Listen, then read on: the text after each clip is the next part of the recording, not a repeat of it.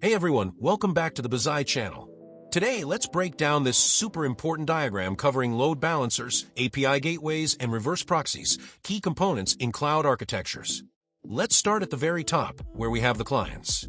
These are typically user devices, like web browsers or mobile apps, that interact with your system. Now, before any request hits your actual backend, it passes through what's called the edge layer, where you'll find the load balancer. The load balancer's job here is to act as the first line of defense, distributing incoming requests efficiently to make sure no single backend server gets overwhelmed.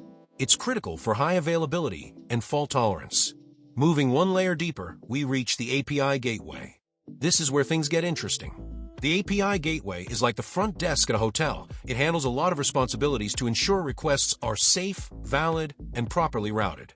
Here's what typically happens. Parameter validations. The gateway checks incoming requests for correct parameters, essentially making sure what's sent in actually makes sense for your API. Whitelist validations. It checks that the requests are coming from allowed sources. Authentication and authorization. Auth-N and Auth-Z security checks. Only verified users get through. Rate limiting. To stop abuse, the gateway limits how many requests can come from a particular user in a certain time frame. Service discovery. The gateway knows where your services live and which ones are healthy, so it can direct requests accordingly. Request transformation. Sometimes incoming requests need to be tweaked before reaching your services, which the gateway can handle.